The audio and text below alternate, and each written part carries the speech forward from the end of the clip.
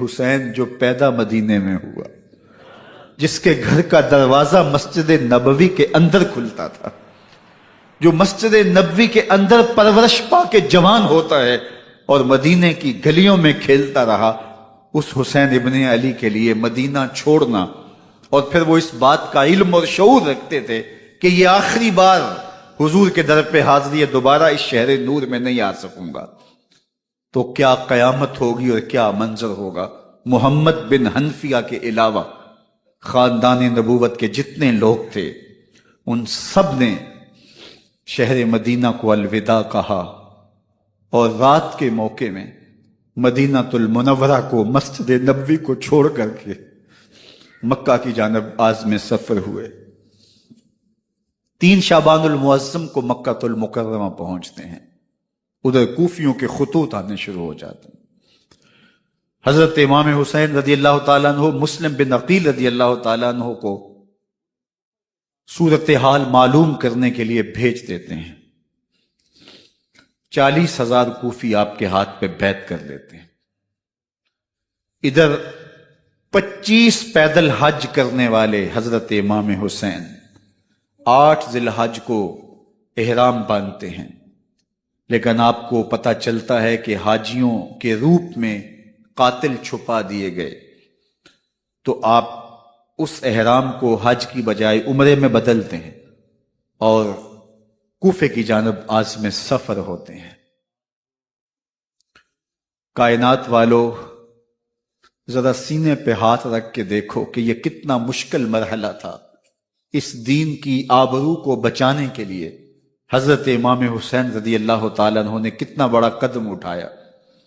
آپ کے بہی خواہ، دوست، احباب عبداللہ بن عمر یہ سارے روکتے ہیں۔ عبداللہ بن عباس کہتے ہیں حضرت نہ جائیے، الکوفی لا یوفی، کوفی کبھی وفا نہیں کرتے، آپ کے والد کو وہاں شہید کیا گیا، لیکن آپ ایک فرض کو نبھانے جا رہے ہیں۔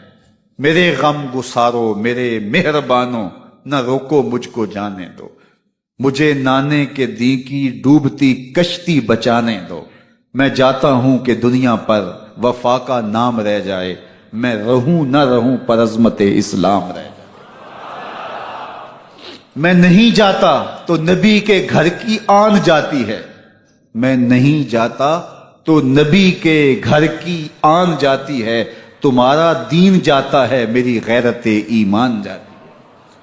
حضرت امام حسین یہاں سے چلتے ہیں، ابھی راستے میں ہی پہنچتے ہیں کہ یہ خبر آتی ہے کہ کوفے والوں نے بے وفائی کر دی، حضرت مسلم بن عقیل رضی اللہ تعالیٰ عنہ کو شہید کر دیا گیا، نعمان بن بشیر معزول کر دیے گئے، ابن مرجانہ ابن زیاد وہاں متعین کر دیا گیا جو سخت گیر شخص تھا، اور اس نے لوگوں کو ڈرایا، دھمکایا، اور کوفے کے لوگوں کے دل بدل گئے اور وہ بیتیں توڑنے لگے۔ وہ منظر مسجد کوفہ کا کتنا دلگداز تھا۔ جب امام نماز کے لیے کھڑے ہوئے تو 40,000 لوگ آپ کے پیچھے تھا۔ جب سلام پھیرا اور امام نے دیکھا کہ پیچھے لوگ نہیں ہیں، پھر لوگوں نے اپنے دروازے بھی بند کر لیے۔ رات کی تنہائیاں ہیں اور حضرت مسلم بن عقیل کو کوئی پناہ دینے والا نہیں ہے۔ لوگوں نے دروازے بند کر لیے کہ کہیں ہمارے گھر میں نہ آ جائیں اور ہم مشقت اور حکومتی تشدد کا شکار نہ ہوں۔ کتنا دردناک لمحہ ہے حضرت مسلم بن عقیل رضی اللہ تعالیٰ عنہ پہ، اور پھر حضرت مسلم بن عقیل بے دردی سے شہید کر دیے جاتے ہیں۔ آپ ابھی راستے میں ہیں، یہ ساری کہانی پہنچتی ہے کہ حضرت مسلم شہید کر دیے گئے اور بے دردی سے شہید کر دیے گئے۔ وہ جنہوں نے خط لکھے تھے کہ ہم آپ کے ساتھ ہیں اور ہم منتظر ہیں، چشم برا ہیں، آپ کے قدموں کی چاپ سننے کے لیے بےتاب ہیں، آج انہوں نے بیتیں توڑ دی۔ 40,000 کوفی منحرف ہو گئے۔ مسجد کوفہ کا وہ منظر کس قدر روح کو تڑپا دینے والا تھا۔ ہم پچھلے سال عصر اور مغرب کے درمیان جب کوفہ پہنچے تو سورج ڈوبنے کے قریب تھا۔ میں نے اپنی زندگی میں اتنا اداس موسم کہیں نہیں دیکھا جتنا اداس موسم کوفے میں دیکھا، ایسے لگتا تھا جس طرح کوفے کی آب و ہوا آج بھی شرمندہ ہے۔ جو مسلم بن عقیل اور خاندان نبوت کے ساتھ اہل کوفہ نے کیا، حضرت امام حسین رضی اللہ تعالیٰ عنہ کو ان کے بہی خواہوں نے، اعزاء نے، اقربا نے، دوستوں نے، آوان و انصار نے، ساتھیوں نے کہا کہ حضرت حالات یکسر تبدیل ہو گئے، اب ہمیں مراجعت کر جانی چاہیے، واپس پلٹ جانا چاہیے۔ تو حضرت امام حسین کافی سوچ بچار میں رہے، پھر اس کے بعد آپ نے فیصلہ کیا کہ ہم آگے بڑھیں گے۔ دوستوں نے کہا کہ حضرت اگر آپ آگے بڑھیں گے تو ہمیں لگتا ہے کہ وہ آپ کے ساتھ سلوک اچھا نہیں کریں گے اور آپ بچوں کے سامنے پیاسے شہید کر دیے جائیں گے۔ تو حضرت امام حسین رضی اللہ تعالیٰ عنہ نے وہاں ایک خطبہ ارشاد فرمایا کہ لوگوں، تم جو مجھے بتا رہے ہو مجھے اچھی طرح معلوم ہے، جو تم مجھے منظر پیش کر رہے ہو وہ میری نگاہوں میں ہے، اور جو کچھ ہونے والا ہے چشم تصور وہ منظر دیکھ رہی ہے۔ کیونکہ حضرت امام حسین رضی اللہ تعالیٰ عنہ کی شہادت کی خبر حضرت امام حسین کے پیدا ہوتے ہی خاندان نبوت میں عام تھی۔ حضور علیہ الصلوۃ والسلام کو یہ بات جبریل امین نے آ کے بتائی تھی جب حسین ابن علی کے ساتھ حضور محبت کا اظہار کر رہے تھے، تو یہ جبریل امین نے آ کے کہا تھا حضور آپ کا یہ بیٹا ارض طف میں شہید کر دیا جائے گا، اور کربلا کی مٹی لا کے حضور کو دی اور ام سلمہ کو حضور نے عطا کر دی۔ حضرت ام سلمہ کہتی ہیں کہ ایک دن میں سوئی تو خواب دیکھا کہ حضور کے مبارک بال بکھرے ہوئے ہیں اور سخت پریشان ہیں، تو میں نے کہا کہ حضور آپ کی یہ کیا حالت ہے؟ وَبِيَدِهِ قَارُورَةٌ، اور حضور کے ہاتھ میں ایک شیشی ہے، فیہا دمن، جس کے اندر خون ہے۔ تو میں نے کہا حضور یہ کیا؟ فرمایا میں قتل گاہ حسین سے آ رہا ہوں اور یہ حسین ابن علی کا خون ہے۔ تو کہا 10 محرم کا دن تھا، دوپہر کا یہ منظر تھا، میں کیلولہ کر کے اٹھی، جب میں نے دیکھا تو وہ شیشی جس میں کربلا کی مٹی رکھی تھی وہ خون بن چکی تھی۔ تو یہ خبر پہلے دی گئی تھی، یہ بتا دیا گیا تھا۔ فرمایا میرے دوستو جو تم مجھے بتاتے ہو میں اس سے بے خبر نہیں ہوں، یہ سب کچھ ہونے والا ہے، لیکن اس کے باوجود میں کیوں جا رہا ہوں؟ تو آپ کا ایک تاریخ ساز جملہ ہے جو کربلا کے فلسفے کو ہمارے سامنے رکھتا ہے کہ یہ اتنا بڑا امتحان کیوں دیا۔ حضرت امام حسین رضی اللہ تعالیٰ عنہ نے فرمایا وَلَكُمْ فِيَّ أُسْوَةٌ، میں اس لیے جا رہا ہوں قیامت تک ظلم، جبر اور ناانصافی کے خلاف کھڑے ہونے والوں کے لیے کوئی نمونہ تو ہو۔ میری زندگی قیامت تک ظلم، جبر اور استحصالی نظام کے خلاف کھڑے ہونے والوں کے لیے نمونہ ہے۔ تو حضرت امام حسین رضی اللہ تعالیٰ عنہ نے حق اور باطل کے درمیان ایک سرخ لکیر کھینچ دی اپنے خون سے۔ اب حق اور باطل کا امتیاز کرنا مشکل نہیں ہے، کوئی باطل پہ اڑا رہے تو الگ بات ہے، لیکن امتیاز کرنا مشکل نہیں ہے۔ حدود بالکل واضح کر دی۔ اقبال نے یہاں کتنی خوبصورتی کے ساتھ اس مضمون کو نبھایا۔ سرخ رو عشق غیور از خون او، شوخی این مصرع از مضمون او، تا قیامت قطع استبداد کر، موج خون او چمن ایجاد کر۔ ایک جہاں آباد کر دیا، حق اور باطل کی راہیں اجال دی۔ اب لوگوں کو یزید کا چہرہ پہچاننے میں دیر نہیں لگتی، وقت کے ہر یزید کا چہرہ آسانی سے پہچانا جا سکتا ہے۔ یہ معرفت زمانے کو کروائی کس نے؟ حسین ابن علی نے کروائی رضی اللہ تعالی عنہ۔ تو حضرت امام حسین نے فرمایا کہ جو میرے ساتھ ہونے والا ہے میں اچھی طرح جانتا ہوں، لیکن میں اس کے باوجود آگے بڑھوں گا۔ پھر بڑھے اور کربلا میں جا کے خیمہ زن ہو گئے۔ 7 محرم کو پانی بند کر دیا گیا، پانی بند ہوا تو کھانا بھی میسر نہیں تھا، لیکن ذکر پانی کا ہوتا ہے اس لیے کہ کھانے کے بغیر انسان کئی دن کاٹ لیتا ہے، لیکن پانی کے بغیر گزر نہیں ہوتی۔ تو فرات کی نہر سامنے اپنی موجوں کے ساتھ چمک رہی ہے، لیکن ایک قطرہ آب بھی آل رسول کو نہیں دیا جا رہا۔ کائنات کے اندر ایسے انوکھے امتحان بھی ہوتے ہیں، وارث ہوں ساقی کوثر کے، مالک ہوں حوض کوثر کے، اور بیٹے ہوں ساقی کوثر کے، اور آج ایک بوند پانی کی بھی میسر نہ ہو۔ صبر کا امتحان ہے، عزیمت کا امتحان ہے۔ حضرت امام حسین رضی اللہ تعالیٰ عنہ خیمہ زن ہو گئے، 3 دن تک پانی بند رہتا ہے۔ 9 محرم کو رات کی تنہائی میں حملہ آور ہونا چاہتے ہیں، لیکن آپ نے کہا کہ ہمیں اللہ کے حضور عبادت اور ذکر کے لیے وقت دیا جائے۔ ساری رات ذکر میں گزرتی ہے، عبادات میں گزرتی ہیں۔ رات کے اندھیرے میں آپ چراغ بجھا دیتے ہیں۔ آوان و انصار کو کہتے ہیں کہ ان کی دشمنی میرے ساتھ ہے، انہیں میرا خون چاہیے، اگر تم رات کی تاریکی میں نکل جاؤ تو میں تم سے کوئی مواخذہ نہیں کروں گا، اور یہ بھی تمہارا پیچھا نہیں کریں گے، اس لیے کہ ان کا مطلوب تم نہیں ہو، ان کا مطلوب میں ہوں۔ جب چراغ جلایا تو کوئی بھی نہیں گیا۔ مسلم بن نوسجہ کھڑے ہو کے کہتے ہیں، حضرت اگر ہمارے بدن کو 70 بار کاٹا جائے اور جلایا جائے اور ہواؤں میں اڑا دیا جائے پھر بھی آپ کا ساتھ نہیں چھوڑیں گے۔ 70 سال کے بوڑھے ہیں حبیب بن مظاہر، کہتے ہیں حضرت آپ کو چھوڑ کے جائیں کہاں، آپ کو چھوڑ کے جائیں کہاں؟ کوئی ساتھ چھوڑنے کے لیے تیار نہیں ہے۔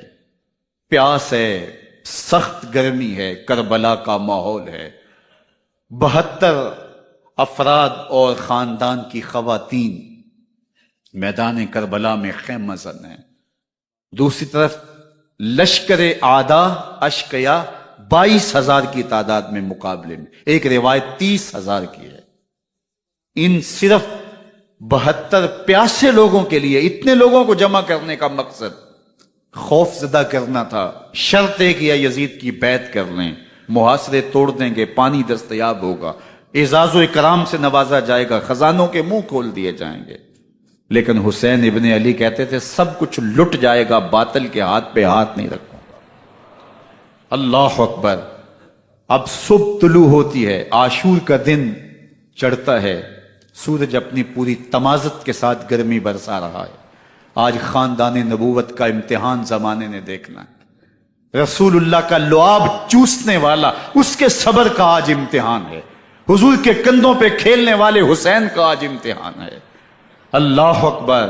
حسین ابن علی تمام حجت کرتے ہیں، میں نے تمہارا کچھ نہیں بگاڑا، میں نے کسی کا خون نہیں کیا، میں نے کوئی زیادتی نہیں کی، تم کیوں میرے قتل کے در پہ ہو؟ تم جانتے نہیں میں کون ہوں؟ میں تمہارے نبی کا نواسا ہوں، رسول اللہ صلی اللہ علیہ وآلہ وسلم کے کندھوں پہ کھیلتا رہا ہوں، حضور کا لعاب چوستا رہا ہوں، اور میں بوسہ گاہے رسول صلی اللہ علیہ وآلہ وسلم ہوں۔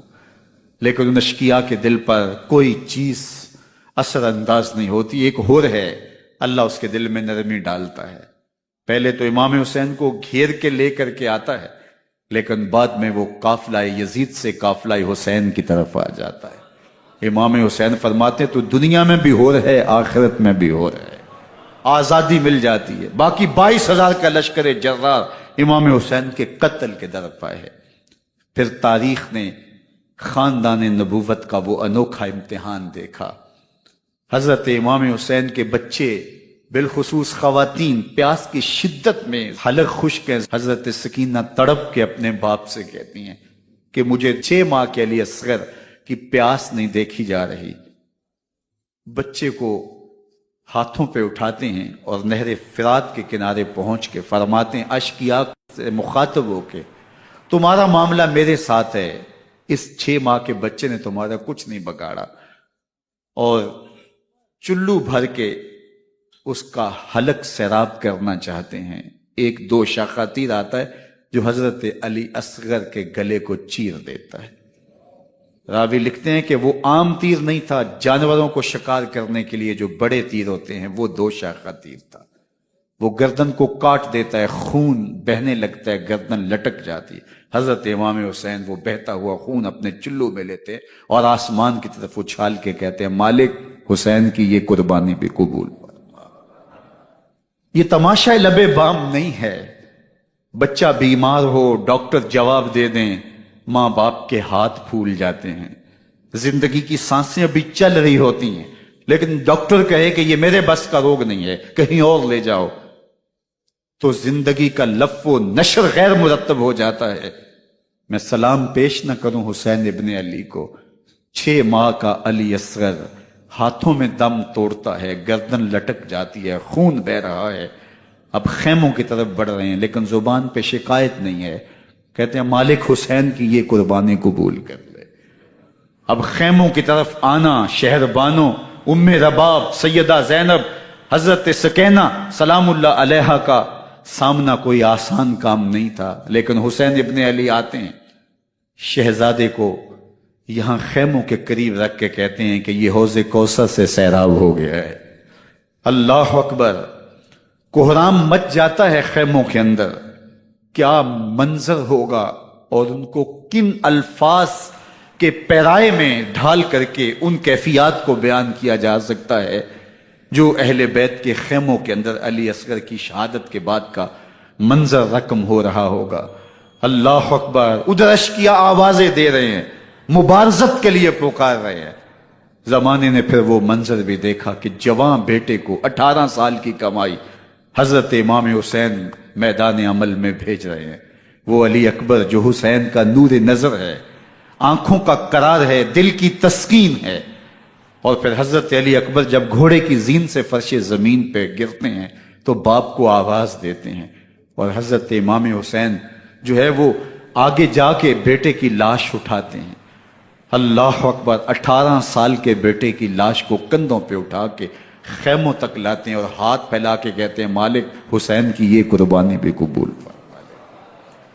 کبھی قاسم بن حسن کی لاش اٹھا کے لاتے ہیں، کبھی اون و محمد کی لاشیں اٹھا کے لاتے ہیں، بتیجوں کی، بھانجوں کی، بھائی عباس کے کٹے ہوئے بازو اور زخموں سے چھدا ہوا لاشا۔ کیا کیا قیامتیں تھیں جو اس کربلا کے ایک میدان کے اندر نہیں توڑی گئیں۔ حضرت امام حسین پر دکھ پہ دکھ، تکلیفوں پہ تکلیفیں۔ اب 71 لاشیں اٹھا کے خیموں تک پہنچا چکے، اور ادھر مبارزت کی دعوت دی جا رہی، آؤ میدان عمل میں آؤ، اب دیر کیوں کر رہے ہو۔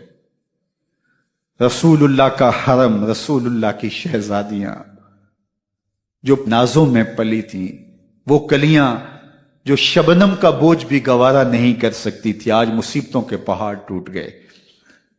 حضرت امام حسین کبھی شہربانوں کو، کبھی ام رباب کو دلاسا دیتے ہیں، کبھی حضرت زینب کو کہتے ہیں۔ حضرت زینب کربلا کے اس میدان کے اندر بڑے حوصلے کے ساتھ اپنے بھائی کے ساتھ کھڑی رہی، اپنے 2 بیٹے راہ خدا میں پیش کیے، ان کی لاشیں وصول کی، لیکن زینب جس جرأت کے ساتھ، جس پامردی کے ساتھ اس سارے منظر کو حوصلے کے ساتھ سہتی رہی، وہ یقیناً حوصلہ سیدہ زینب سلام اللہ علیہا کا ہی ہے۔ لیکن یہ وہ منظر تھا کہ زینب کا دل بھی ڈول گیا جب حسین ابن علی گھوڑے پہ بیٹھنے لگے اور ان کو گھوڑے میں بٹھانے والا کوئی نہیں تھا، اور جو بھی سوار جاتا پھر واپس اس کی لاش ہی آتی اور حسین ابن علی لے کے آتے۔ آج حسین ابن علی جا رہے ہیں، زندگی کا سارا سرمایہ لٹ رہا ہے، حضرت زینب سلام اللہ علیہا سنبھل نہیں رہی۔ حضرت امام رضی اللہ تعالیٰ عنہ اٹھے اور آپ نے حضرت زینب کو صبر کی تلقین کی اور کہا کہ صبر ہی بہترین ذریعہ ہے اور اللہ کی قربت کا ایک بہترین سبب ہے، اور ان کو صبر کی تلقین کرتے ہوئے فرمایا کہ میرے بعد تم نے اس ذمہ داری کو سنبھالنا ہے اور ان مخدرات اسلام کی، ان شہزادیوں کے پردے کی تم نے حفاظت کرنی ہے۔ اور پھر گھوڑے کی زین کس کے امام حسین لشکر اشکیا کی طرف بڑھتے ہیں۔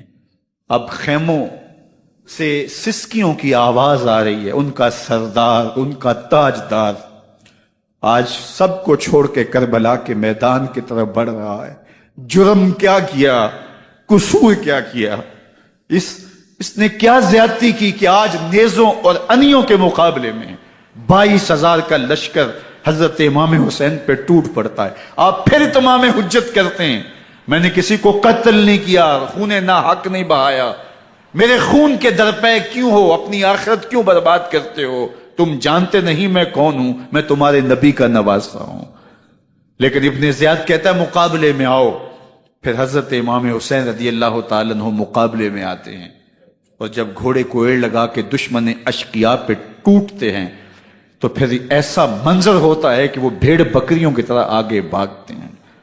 71 زخم کلیجے پہ لیے شجاعت کا یہ پیکر جب میدان میں آتا ہے، آواز آتی، یہ کون ذی وقار ہے، بلا کا شاہ سوار ہے، لباس ہے پھٹا ہوا غبار سے اٹا ہوا، تمام جسم نازنی چدا ہوا کٹا ہوا، یہ نبی کا نور عین ہے، یہ بالیقین حسین ہے، یہ حسین ابن علی ہے رضی اللہ تعالیٰ عنہ۔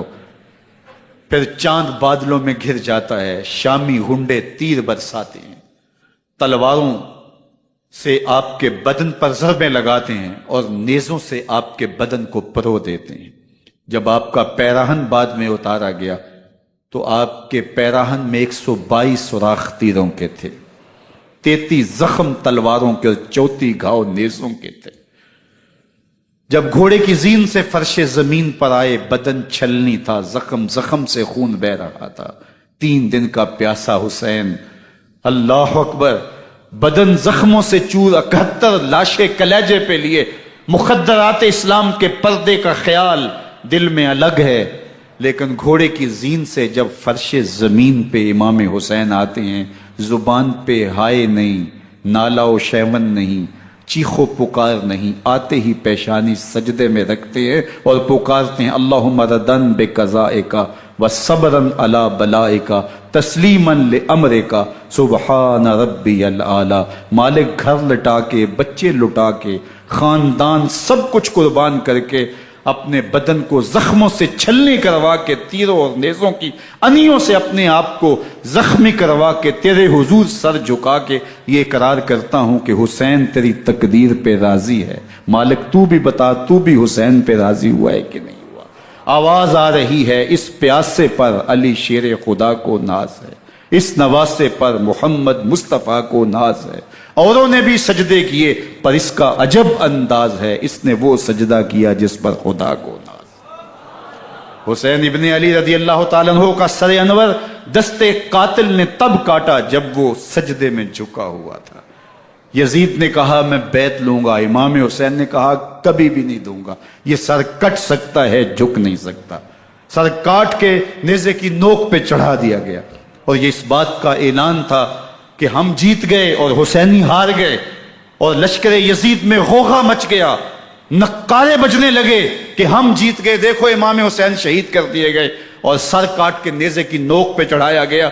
لیکن لشکر یزید سے ہی آواز آئی یہ کیسا سر ہے جو کٹ کے بھی سر بلندی ہے، کٹ گیا ہے پھر بھی اونچا ہے، اللہ اکبر، یہ سر سجدے میں کٹا ہے، رب کے حضور عبادت کی حالت میں کٹا ہے، حسین آج بھی سجدے میں ہے، اللہ اکبر، حسین آج بھی سجدے میں ہے، بلکہ کٹے ہوئے سر کا رخ زمین کی جانب تھا اور کٹی گردن آسمان کی طرف، یوں نیزے پہ پرویا گیا، اللہ اکبر۔ ایک شاعر نے نقشہ کھینچا، باں کے سر نیزے پہ اور سوئے زمیں ہے روح، یعنی سجدہ ثانی کی ہے آرزو۔ رکعت کے 2 سجدے ہوتے ہیں، ابھی ایک سجدہ ہوا تھا کہ دست قاتل نے سر کاٹ دیا، کہا حسین کی پیشانی میں دوسرے سجدے کی تمنا مچل رہی ہے۔ یہ تھا حسین ابن علی کا سجدہ، ساری زندگی رب کے حضور سجدہ قضا نہیں ہونے دیا۔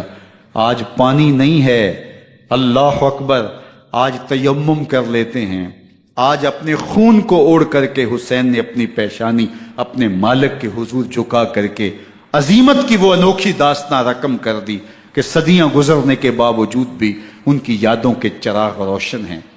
جب حضرت امام حسین اور دوسرے آیان و انصار کو شہید کر دیا گیا تو ان کے سر نیزوں کی نوک پہ چڑھا دیے گئے، حضرت امام حسین کا کٹا ہوا سر اور باقی 71 افراد کے کٹے ہوئے سر نیزوں کی نوک پہ، اور 10 سواروں کو ابن سعد نے کہا کہ ان کو رون دو، اور گھوڑوں کی ٹاپوں تلے حضرت امام حسین رضی اللہ تعالیٰ عنہ اور ان کے آوان و انصار کو جو ہے وہ روندا گیا، حتیٰ کہ ان کی استخوان مبارک، ان کی ہڈیاں بھی چور چور ہو گئیں۔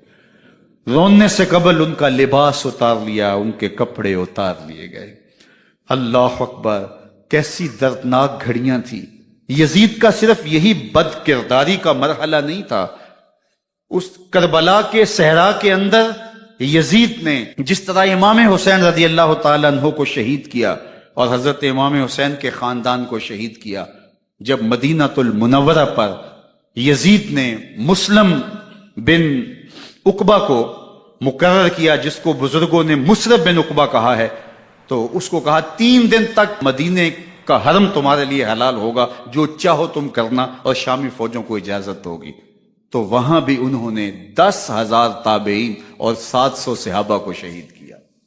حضرت ابو سعید خدری رضی اللہ تعالیٰ عنہ گھر سے باہر نکلے، کافی بوڑھے ہو چکے تھے، تو انہوں نے حضرت ابو سعید خدری کو پکڑ لیا، کہا تم کون ہو؟ کہا مجھے ابو سعید خدری کہتے ہیں۔ تو کہا ہاں تمہارا نام سنا ہے، اور داڑھی سے پکڑ کے کھینچا اور کہا کہ ہے تمہارے پاس جو ہمیں دو؟ تو کہا کہ میرے پاس تو کچھ بھی نہیں، میں تو فقیر آدمی ہوں۔ تو ان کے گھر ان کو لے گئے، تو 2 کبوتر رکھے تھے حضرت ابو سعید خدری نے، تو وہ کبوتر لوٹ کے لے گئے۔ اللہ اکبر۔ حضرت ابن سنان رضی اللہ تعالیٰ عنہ کو، جو حضور کے علم بردار تھے فتح مکہ کے دن، ان کو ستو پہلے پہ لائے اور پھر ان کی گردن کاٹی گئی، اور کہا یہ ہے وہ ستو جو تم زندگی میں آخری بار پیو گے۔ ایک گھر میں داخل ہوئی شامی فوج، تو ایک خاتون کے ابھی ابھی بچہ پیدا ہوا تھا، اور قابلہ نے، دائیا نے، وہ بچہ ماں کی چھاتی پہ لٹایا، اور وہ ماں کا پہلا دودھ پی رہا تھا۔ تو یہ جا کے کہنے لگے نکالو تمہارے پاس جو کچھ ہے۔ تو اس خاتون نے کہا تم جانتے ہو یہ بچہ کون ہے؟ تو انہوں نے کہا ہم نہیں جانتے۔ کہا یہ حضرت ابن ابی کبشہ انماری رضی اللہ تعالیٰ عنہ کا بچہ ہے، اور یہ وہ صحابی ہیں کہ جو بیت الشجرہ کے موقع پہ حضور کے ہاتھ پہ بیعت کرتے ہیں۔ انہوں نے اس چیز کا لحاظ نہ کیا کہ جو کچھ ہے وہ ہمیں دو، ورنہ تیرے بچے کو نہیں چھوڑیں گے۔ تو ماں بچے سے مخاطب ہو کے کہتی ہے، ابھی بچہ پیدا ہوا ہے اور ماں سے پہلا دودھ پی رہے، کہ بیٹے اگر میرے پاس کچھ ہوتا، وہ قیمتی سے قیمتی چیز بھی ہوتی، تیری جان کے لیے قربان کرتی، لیکن اس وقت میرے پاس کچھ ہے نہیں۔ تو ایک شکی آگے بڑھا اور بچے کو ایک ٹانگ سے پکڑ کے کھینچ کے دیوار کے ساتھ پٹک کے مارا، جس سے دماغ کا بھیجا نکل گیا۔ کیا کیا زیادتیاں نہیں کی۔ 700 صحابہ حرہ کے واقعہ میں شہید کیے یزید نے، اور 10,000 تابعین شہید کیے۔ مسجد نبوی میں ممبر رسول کے ساتھ گھوڑے باندھے، اور وہ ممبر رسول اور مصلی رسول کے قریب لید کرتے رہے۔ حضرت سعید بن المسیب فرماتے ہیں میں نابینا تھا اور حضور کے روضہ انور کے پاس بیٹھا تھا، اور یزید کے سپاہی آتے، جو بھی مسجد میں نظر آتا پکڑ کے لے جاتے، مجھے نابینا سمجھ کے چھوڑ دیتے، لیکن میں پریشان تھا کہ ظہر کا وقت ہوگا، عصر کا وقت ہوگا، مغرب عشاء کا وقت ہوگا، نہ اذان، نہ اقامت، نہ جماعت، تو کیسے مجھے پتہ چلے گا کہ نماز کا وقت ہو گیا، اور کیسی میری نمازوں کا کیا بنے گا؟ میں اس فکر میں بیٹھا تھا۔ لم ازل اسمع الاذان والاقامت من قبر رسول اللہ صلی اللہ علیہ وآلہ وسلم۔ فرماتے ہیں جب بھی پھر نماز کا وقت آیا، گنبد خضرا سے اذان کی بھی آواز آئی، اقامت کی بھی آواز آئی۔ 3 دن تک مسجد نبوی کے اندر گھوڑے بندے رہے، اور مدینہ کی حرمت پامال کی۔ مدینہ کے گھروں کے اندر یہ بدکماش داخل ہوئے، اور جو بدکاریاں انہوں نے کی، کلیجہ منہ کو آتا ہے۔ 1002 شیزائیں ان بدکاروں کی بدکاریوں کی وجہ سے کواری حالت کے اندر حاملہ ہوئی۔ 3 دن تک مدینے کا حرم انہوں نے پامال کیا، اور پھر مکہ المکرمہ میں کعبۃ اللہ پر گولے برسائے، اور کعبہ کا غلاف جل گیا۔ وہ تو یزید مر گیا، اور حضرت عبداللہ ابن زبیر رضی اللہ تعالیٰ عنہ نے اپنی خلافت کا اعلان کیا۔ یزید کے یہ کرتوت تھے، ادھر اہل مدینہ کو ستایا، ادھر اہل مکہ کو ستایا، اور رسول اللہ صلی اللہ علیہ وسلم کے خانوادے کی بے حرمتی اور توہین کی۔ نہ صرف انہیں قتل کیا گیا، ان کی لاشوں پہ گھوڑے دوڑائے۔ ابن سعد اور شمر جو ہے وہ خیموں میں داخل ہوا، اور مخدرات اسلام چادریں چھیننے کی کوشش کی۔ حضرت زینب سلام اللہ علیہ نے مخاطب ہو کے کہا ہمارے چہرے کے رکھوالے چلے گئے ہیں، ظالم تو خیال نہیں کرتا ہم رسول اللہ کی بیٹیاں ہیں۔ حضرت شہربانو، حضرت زین العابدین اور حضرت زینب سلام اللہ علیہ، ان تینوں کو ایک اونٹ پہ باندھا گیا، اور باقی اونٹوں پہ باقی سادات کو، حضور کی شہزادیوں کو باندھا گیا، رسیوں میں جکڑا گیا، اور اونٹوں پہ باندھ کر کے کوفے کی جانب آگے آگے شہیدوں کے سر چل رہے ہیں، اور پیچھے یہ قافلہ چل رہا ہے۔ اور جب یہ قافلہ وہاں سے گزرا جہاں لاشیں پڑی تھی، امام زین العابدین 14 سال کے تھے اور بیمار تھے، اور ان کا حوصلہ نہ ہوا، وہاں غشی ان کے اوپر آنے لگی، اور وہ منظر ابن کثیر نے، باقی لوگوں سب نے لکھا ہے کہ پھر جب ان کی یہ حالت ہوئی تو پھر سیدہ زینب سلام اللہ علیہ، جنہوں نے ابھی تک بڑے حوصلے کے ساتھ ساری مشکلات کا مقابلہ کیا تھا، اب ان کے بندھن ٹوٹ گئے اور آنکھوں سے آنسو بہنے لگے، اور سیدہ زینب نے امام حسین رضی اللہ تعالیٰ عنہ کی لاش پہ کھڑے ہو کے، اور وہ روندی ہوئی لاش، ٹوٹی ہوئی ہڈیاں، اور وہ برینا بدن، کٹا ہوا سر نیزے کی نوک پہ، اور لاش یہ پڑی ہے، تو حضرت سیدہ زینب نے مدینے کی طرف منہ کر کے جو ہے وہ حضور سے فریاد کی، یا محمد آہو، یا محمد آہو، ھذا حسین بالآراء مزمل بالدماء، یا محمد آہو بناتوں کا سبایا۔ یا رسول اللہ، اے پیارے آقا، یا جد آہو، اے ہمارے نانا محترم، یہ دیکھیے آپ کا حسین پڑا ہوا ہے۔ بدن سے کپڑے اتار لیے گئے، خاک ہوائیں اڑا رہی ہیں، اور اس کے اوپر چادر جو ہے وہ مٹی کی پڑ گئی ہے۔ حضور آپ کی اولاد کاٹ دی گئی، اور پھر کہا بناتوں کا سبایا، حضور دیکھیے آپ کی بیٹیوں کے ہاتھ باندھ دیے گئے ہیں، اونٹوں پہ کس دیا گیا ہے، سر شہیدہ آگے آگے چل رہے ہیں، اور حضرت سیدنا امام حسین کا آگے آگے سر ہے۔ راستے کے اندر ایک جگہ آئی، رات گزری اور ان کو اتارا گیا۔ رات کا موقع تھا، ایک خاتون آئی اور اس نے کوئی کھانا پیش کیا ان کو، اور کہا کہ میں کسی زمانے میں حضرت سیدہ فاطمہ تو زہرا کی نوکری کیا کرتی تھی، ان کی لونڈی تھی، ان کی کنیز تھی، اور آج مجھے پتا چلا کہ آپ لوگ گزر رہے ہیں، تو میں نے کہا کہ میں اپنی مخدومہ کے خاندان کی خدمت کروں۔ اور پھر اس نے کہا کہ اس وقت سیدہ کی گود میں ایک 6-7 ماہ کی بچی تھی جس کو زینب کہا کرتے تھے، تو سیدہ زینب نے کہا کہ اماں اگر پہچانتی ہو تو وہ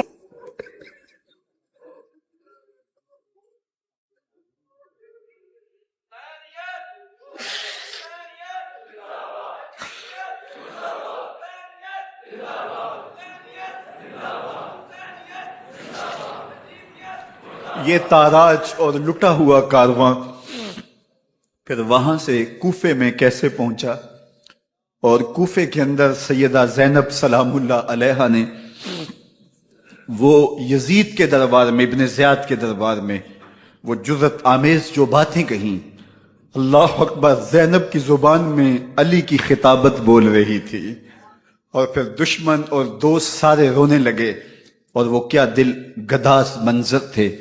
اور پھر یہ سروں کا قافلہ اور سادات کرام کا مشکیں کسی ہوئی ہیں اور اونٹوں پہ باندھے ہوئے، ان کو وہاں سے پھر قادسیہ اور قادسیہ سے پھر دمشق یزید کے دربار میں پہنچایا گیا، اور وہاں سے یہ لٹے ہوئے خانمہ برباد تاراج لوگ مدینہ المنورہ میں کیسے پہنچے، اور اہل مدینہ نے کیسے استقبال کیا، اور وہ منظر کتنا دلگداز تھا جب اہل مدینہ زینب سے پوچھتے تھے زینب حسین کہاں ہے؟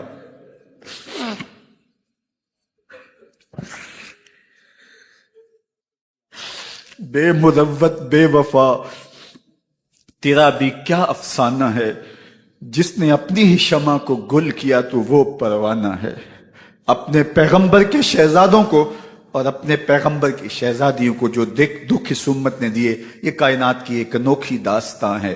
اللہ ہمیں اسوہ شبیری پہ عمل کی توفیق عطا کرے اور ان کے نقوش پاک کی برکتیں دے، اہل بیت کی محبت ہماری روحوں میں جذب کر دے، اور جس عظیمت کے ساتھ، جس حوصلے کے ساتھ انہوں نے دکھوں کو جھیلا، جو دہکتی آگ کے شعلوں پہ سویا وہ حسین، جو جواں بیٹے کی میت پر نہ رویا وہ حسین، جس نے سب کچھ کھو کے کچھ نہ کھویا وہ حسین، مرتبہ اسلام کا جس نے دوبالا کر دیا، خون نے جس کے دو عالم میں اجالا کر دیا، جو کہ سوزے غم کو سانچے میں خوشی کے ڈھال کے، مسکرایا موت کی آنکھوں میں آنکھیں ڈال کے۔ اے حسین ابن علی تم پر سلام، نازش آل نبی تم پر سلام۔ ذرا میرے ساتھ یہ پڑھ لیجئے، اے حسین ابن علی تم پر سلام، نازش آل نبی تم پر سلام، تم پہ لاکھوں رحمتیں لاکھوں سلام، اے شہیدان محبت کے امام، لالا گوں لالا بدن لالا کفن، اے چمن اندر چمن اندر چمن، زندگی ہی زندگی تیری حیات اے حیات اندر حیات اندر حیات، افتخار ملت بیضا ہے تو، رب کعبہ کی قسم یکتا ہے تو، فخر کا دل میں دریچہ باز کرنا چاہیے، جن کا تو آقا ہے ان کو ناز کرنا چاہیے۔ سرخ رو عشق غیور از خون او، شوخی ای مصرع از مضمون او، تا قیامت قطع استبداد کر، موج خون او چمن ایجاد کر۔ یزید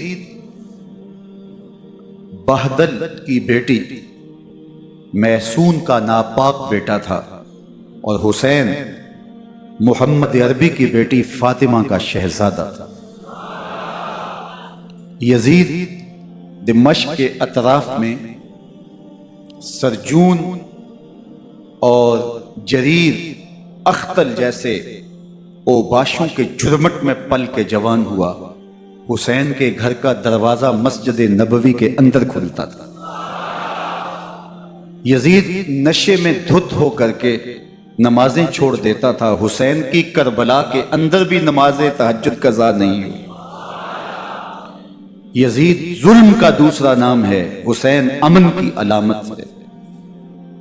یزید نے زندگی میں ایک مرتبہ حج کیا اور شراب کے مٹکے ساتھ لے کے آیا، اور اختل اور دیگر گویوں اور مغنیوں کو اپنے ساتھ رکھا تاکہ سفر آسانی سے کٹے۔ حسین ابن علی نے 25 حج سواری ہونے کے باوجود پیدل کیے۔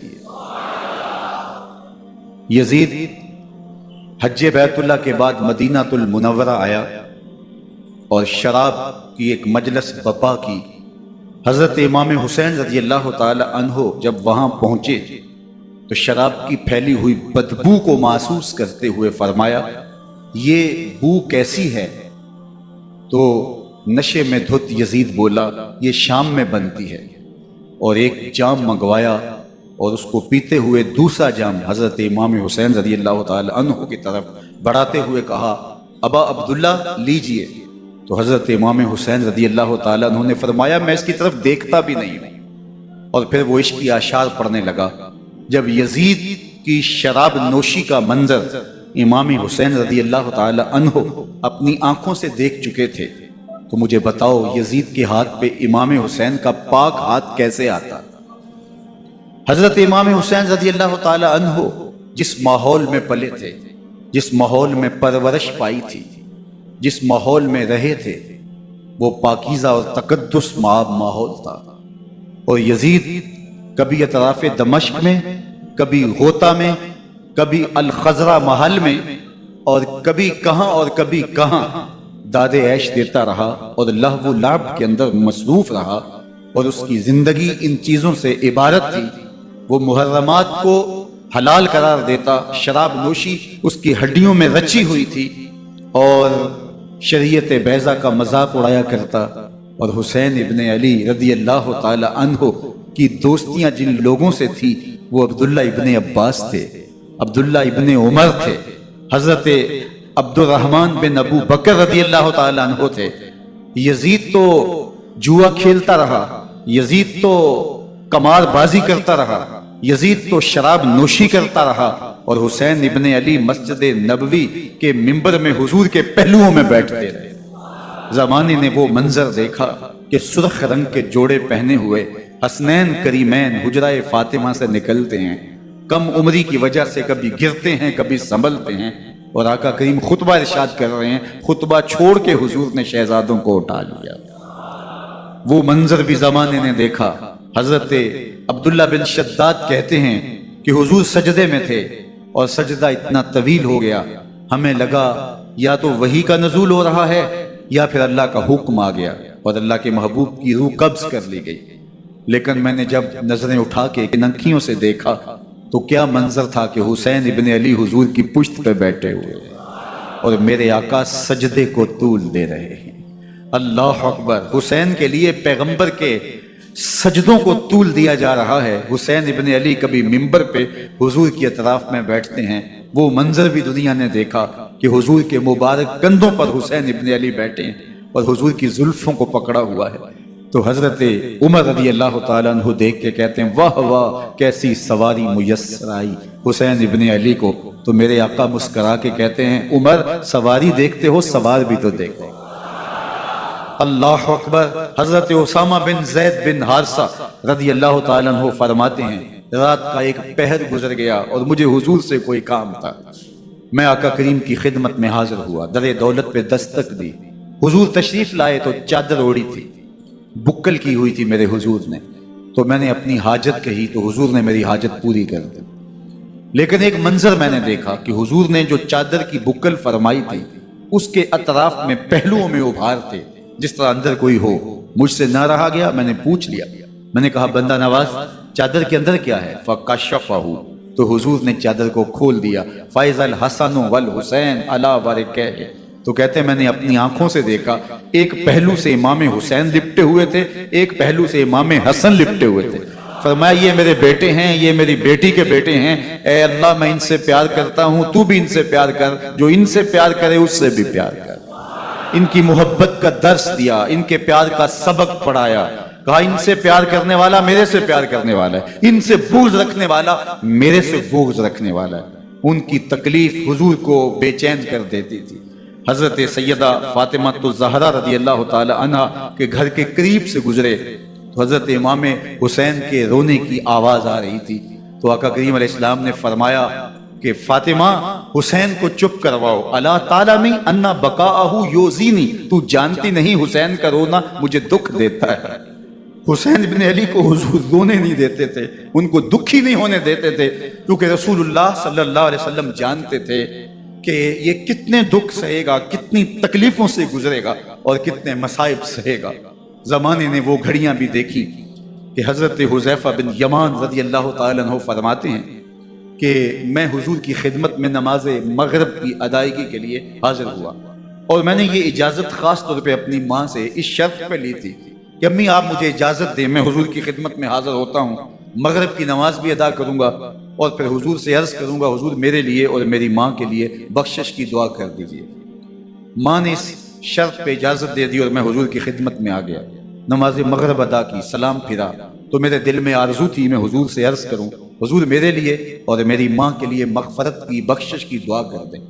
لیکن حضور عبادات میں, ذکر میں, نوافل میں ایسے مشغول ہوئے کہ میں آرزو رکھنے کے باوجود بھی عرض نہ کر سکا. خیر نماز عشاء کا وقت ہوا, اذان پکاری گئی, حضور مصلی پہ آئے, نماز پڑھی, سلام پھرا تو میرے دل میں پھر خیال آیا کہ ماں سے ایک نماز کی چھٹی لی تھی, نمازیں بھی 2 ہو گئیں. ماں نے جاتے پوچھنا ہے حضور سے میرے لیے اور اپنے لیے مغفرت کی بخشش کی دعا کروائی تھی تو کیا جواب دوں گا؟ اور حضور اٹھے اور کاشانہ اقدس کی طرف چل دیے. اب میرے دل میں یہ خیال رہ کے آ رہا تھا کہ ماں کو کیا جواب دوں گا, میں تو حضور سے بخشش و مغفرت کی دعا کروا ہی نہیں سکا. جب حضور چل پڑے تو غیر ارادی طور پہ میں بھی حضور کے پیچھے چل پڑا. چلنے میں تھوڑی سی رفتار تیز ہو گئی جس سے قدموں کی آہٹ پیدا ہوئی. تو جب آواز پیدا ہوئی تو حضور نے رخ پھیرے بغیر فرمایا من ھذا, میرے پیچھے پیچھے کون آ رہا ہے؟ پھر خود ہی کہا حذیفہ تو نہیں. تو میرا دل دھڑک رہا تھا. قلت نعم, میں نے کہا جی حضور میں حذیفہ ہوں. فرمایا ما حاجتک غفر اللہ لک ولامک, کیا کام ہے اللہ تجھے بھی بخش دے تیری ماں کو بھی بخش دے. اب جو کام تھا وہ جنبش لب سے پہلے ہی ہو گیا. یہاں تو لفظوں کا سہارا بھی نہیں لینا پڑتا, وہ بند لبوں کی بولیاں بھی سنتے ہیں. اقبال بولا ہے فروغت صبح آثار و دہور, چشم تو بینی دائے ما فی الصدور, تیری نظر تو سینوں کے چھپے راز بھی دیکھتی. تو کہا ما حاجتوں کا غفر اللہ لک ولامک, اللہ تجھے بخش دے تیری ماں کی بھی مغفرت کر دے, کیا کام ہے. اب جو کام تھا وہ تو ہو گیا. تو میرے حضور نے ارشاد فرمایا حذیفہ سنو, ابھی ایک فرشتہ آیا ہے جو اس سے قبل دھرتی پر پہلے کبھی نہیں آیا. آج پہلی مرتبہ اللہ سے اجازت لے کے 2 کام کرنے آیا ہے. ایک تو مجھے سلام کرنے آیا ہے اور دوسرا خوشخبری دینے آیا ہے کہ آپ کی بیٹی فاطمہ جنتی عورتوں کی سردار ہے اور حسن اور حسین جنتی جوانوں کے سردار. ایک طرف یزید ناپاک میسون کا پلیت بیٹا اور ایک طرف محمد عربی کا نواسا. فاطمہ کے دودھ کا اثر، علی المرتضیٰ کے خون کی تاثیر، رسول اللہ صلی اللہ علیہ وسلم کے کندھوں پہ بیٹھنے والا۔ ایک دن حضور نے امام حسین رضی اللہ تعالیٰ عنہ کے ہاتھ پکڑ لیے اور ان کے پاؤں اپنے پاؤں پہ رکھے اور پھر فرمایا بیٹے آگے بڑھو، اور ان کے پاؤں حضور کی پنڈلیوں پہ آئے۔ پھر کہا بیٹے اور آگے بڑھو، حتیٰ کہ ان کے پاؤں حضور کی رانوں پہ آئے۔ پھر فرمایا بیٹا اور آگے بڑھو، تو ان کے پاؤں حضور کے مبارک بطن اقدس پہ آئے۔ پھر بازوں کو کھینچ کے اپنے قریب کیا اور حسین ابن علی کے منہ میں اپنی زبان رکھ دی، اور وہ اس طرح چوس رہے تھے جس طرح کھجور چوسی جاتی ہے۔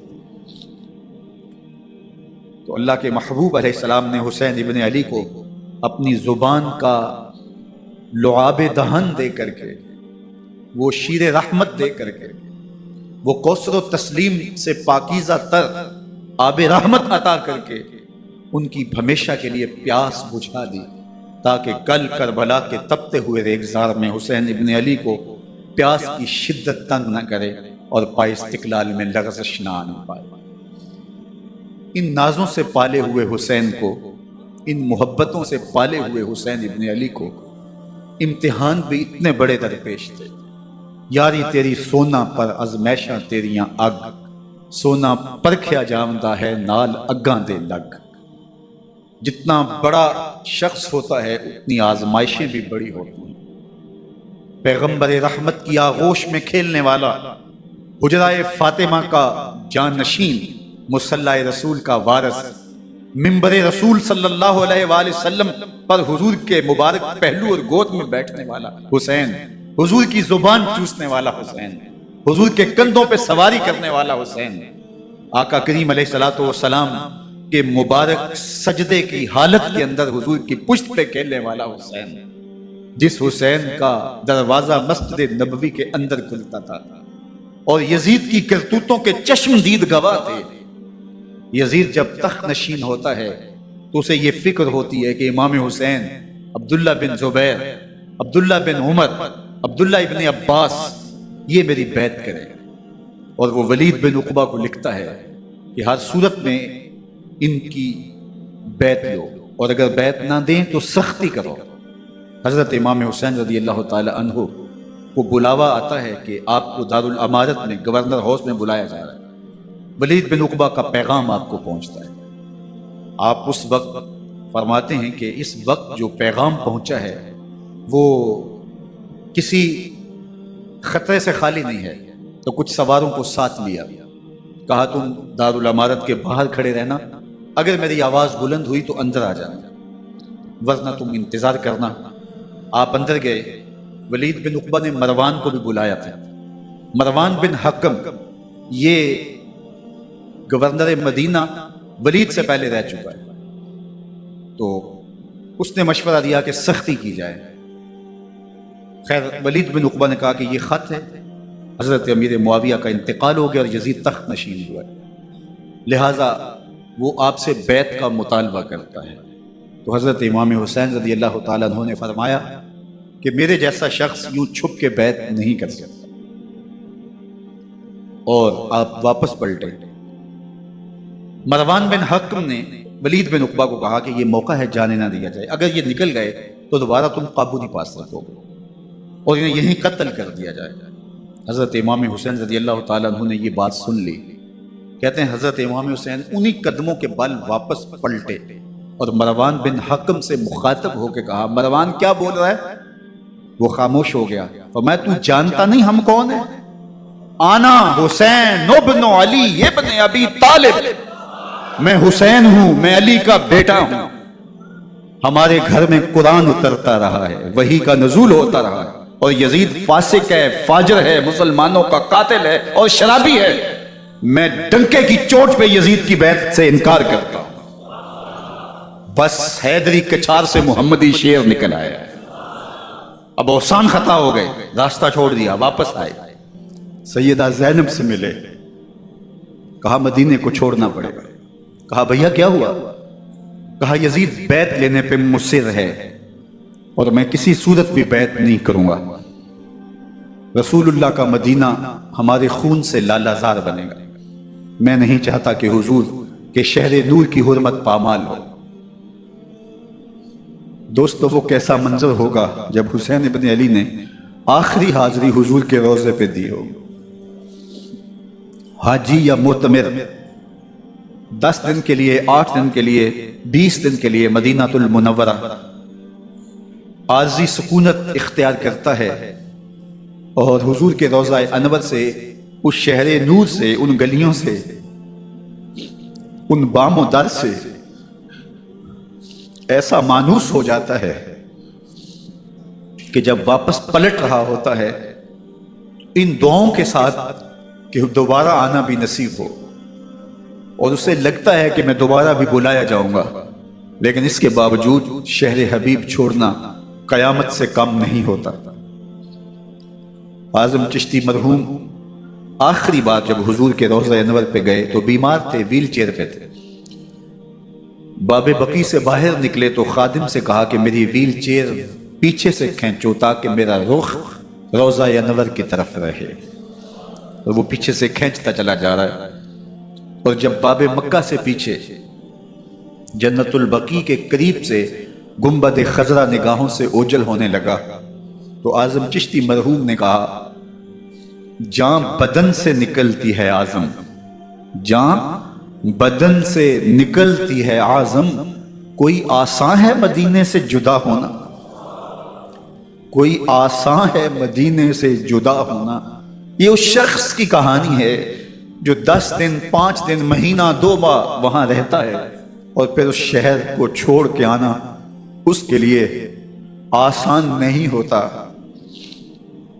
اور مجھے بتاؤ کہ حسین جو پیدا مدینے میں ہوا، جس کے گھر کا دروازہ مسجد نبوی کے اندر کھلتا تھا، جو مسجد نبوی کے اندر پرورش پا کے جوان ہوتا ہے اور مدینے کی گلیوں میں کھیلتا رہا، اس حسین ابن علی کے لیے مدینہ چھوڑنا، اور پھر وہ اس بات کا علم اور شعور رکھتے تھے کہ یہ آخری بار حضور کے در پہ حاضری ہے، دوبارہ اس شہر نور میں نہیں آ سکوں گا، تو کیا قیامت ہوگی اور کیا منظر ہوگا. محمد بن حنفیہ کے علاوہ خاندان نبوت کے جتنے لوگ تھے ان سب نے شہر مدینہ کو الوداع کہا، اور رات کے موقع میں مدینہ المنورہ کو، مسجد نبوی کو چھوڑ کر کے مکہ کی جانب عازم سفر ہوئے. 3 شعبان المعظم کو مکہ المکرمہ پہنچتے ہیں. ادھر کوفیوں کے خطوط آنے شروع ہو جاتے ہیں. حضرت امام حسین رضی اللہ تعالیٰ عنہ مسلم بن عقیل رضی اللہ تعالیٰ عنہ کو صورتحال معلوم کرنے کے لیے بھیج دیتے ہیں. 40,000 کوفی آپ کے ہاتھ پہ بیعت کر دیتے ہیں. ادھر 25 پیدل حج کرنے والے حضرت امام حسین 8 ذی الحج کو احرام باندھتے ہیں، لیکن آپ کو پتہ چلتا ہے کہ حاجیوں کے روپ میں قاتل چھپا دیے گئے، تو آپ اس احرام کو حج کی بجائے عمرے میں بدلتے ہیں اور کوفے کی جانب عازم سفر ہوتے ہیں. کائنات والو ذرا سینے پہ ہاتھ رکھ کے دیکھو کہ یہ کتنا مشکل مرحلہ تھا. اس دین کی آبرو کو بچانے کے لیے حضرت امام حسین رضی اللہ تعالیٰ عنہ نے کتنا بڑا قدم اٹھایا. آپ کے بہی خواہ، دوست، احباب عبداللہ بن عمر یہ سارے روکتے ہیں. عبداللہ بن عباس کہتے ہیں حضرت نہ جائیے، الکوفی لا یوفی، کوفی کبھی وفا نہیں کرتے. آپ کے والد کو وہاں شہید کیا گیا، لیکن آپ ایک فرض کو نبھانے جا رہے ہیں. میرے غم گسارو، میرے مہربان